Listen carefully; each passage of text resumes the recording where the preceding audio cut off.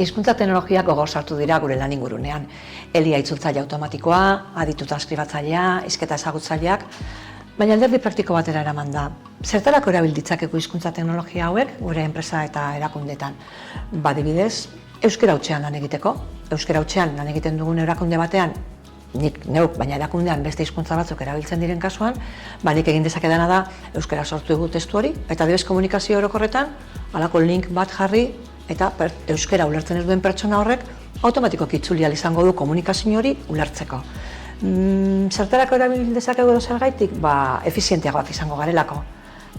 Hemen Euskal Herriko hainbat enpresa nazio artean dabiltza, adibidez, eta enpresa horietan askotan hizkuntza bat, 2, 3, 4 erabiltzen dira. Hizkuntza batean sortu, itzultzaile automatikoaren bidez lehenengo itzulpen batekin, hori rebisatu, egokitu, zuzendu eta argitaratzeko aukera edukiko dugu. Beste kasu batutan, euskarak presentzia txikiagoa duen enpresa eta erakundeetan, euskarari lekua egiteko balioko dau, bai? Horrela, errez egingo ditugulako euskara, gaztelania, euskara itzulpenak, eta euskara eskuragarri egongo da.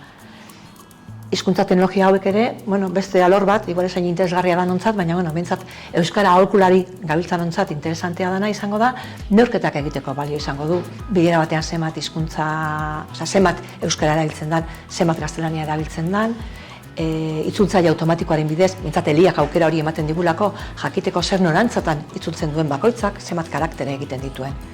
Eta gero, ikuspegi zabalago batetik lagunduko digu bai, irisgarriago izaten, bai? Adibidez, bideo batean, bai?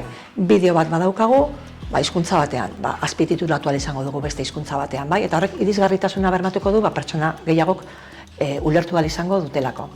Azken finean, Eluiarren hizkuntza teknologiak erabili nahi ditugu eta hizkuntza teknologiak lantzen jarraituko dugu euskarari inguru digitalean behar duen lekua emateko.